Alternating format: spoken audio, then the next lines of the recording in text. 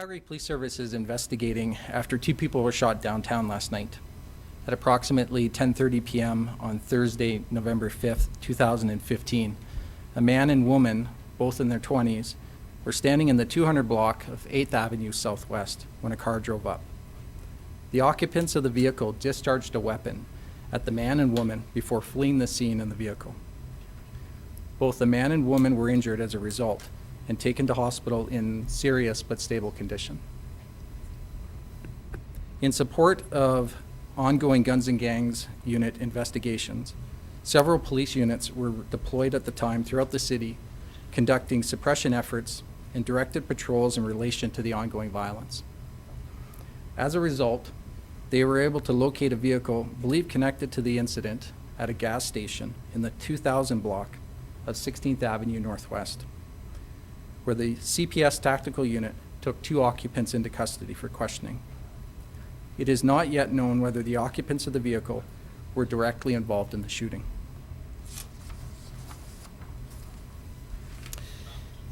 Initial indication led police to believe the vehicle involved in the shooting downtown last night may be linked to the possible abduction of a man in downtown Calgary on Wednesday, November 4, 2015. The connection to the two incidents is still under investigation, and no further information is available at this time. The man who may have been abducted has not yet been identified or located, and no one has been reported missing matching his description. Police continue to ask for the public's assistance with any information related to this incident. Anyone with information about the shooting or possible abduction is asked to call police or Crime Stoppers.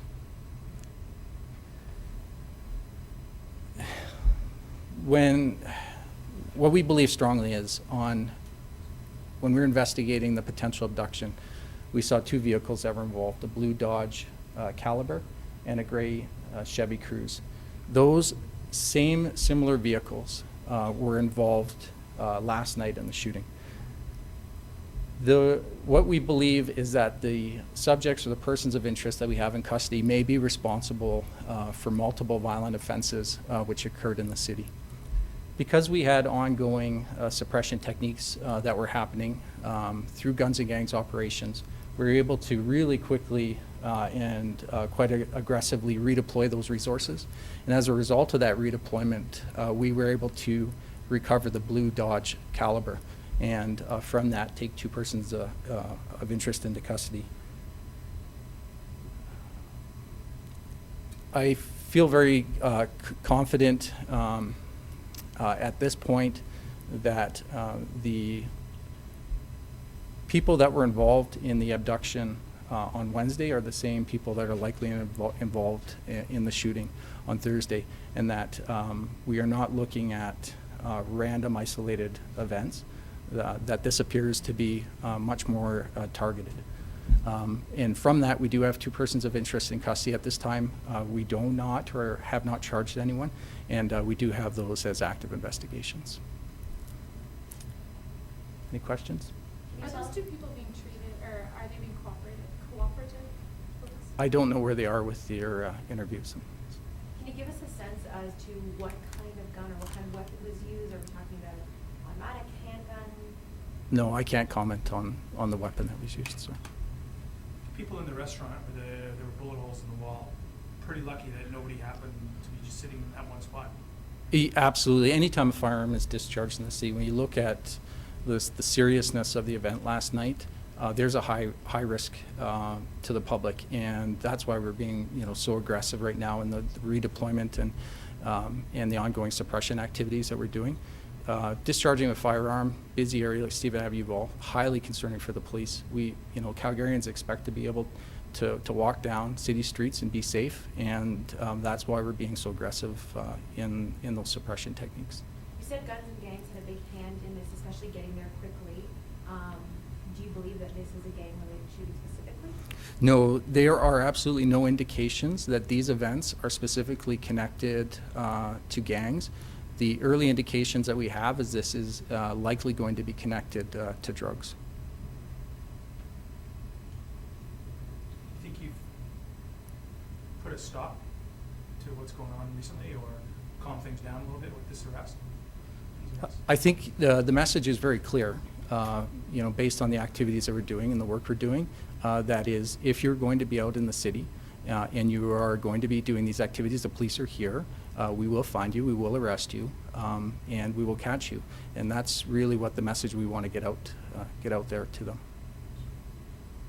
Sorry, just to clarify, then, you're saying you see a connection between the abduction and the shooting last night. But you're also investigating these vehicles and these two individuals you're questioning with other recent incidents? That's right. We believe that the person of interest in custody are also likely involved in other crime violent crime that's occurred in the city. And those are also ongoing investigations. We're just very early in the stages with those, but we do believe they're responsible for more than what occurred Wednesday and Thursday night.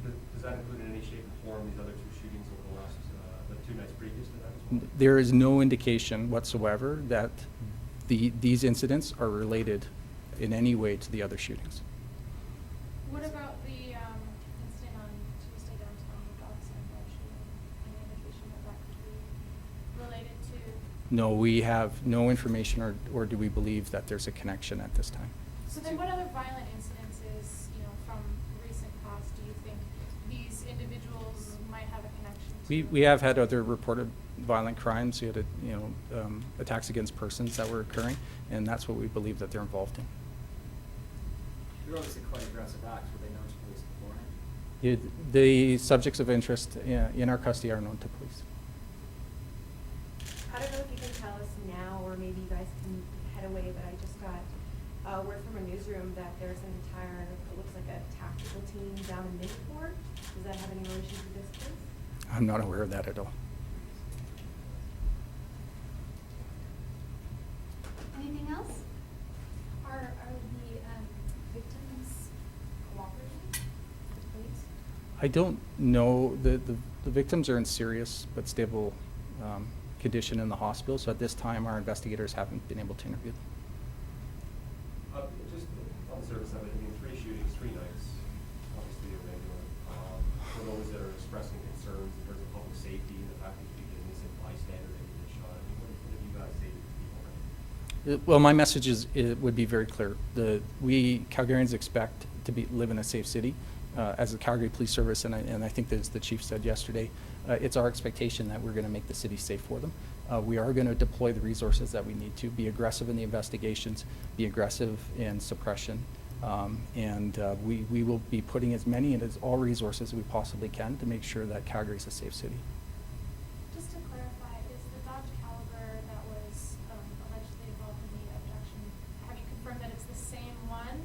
Yes. That, Yes, I believe it's the exact same vehicle, that we have that vehicle. You're saying both of these vehicles, the gray vehicle and the blue vehicle, were seen or were connected with both incidents? That's correct, yeah.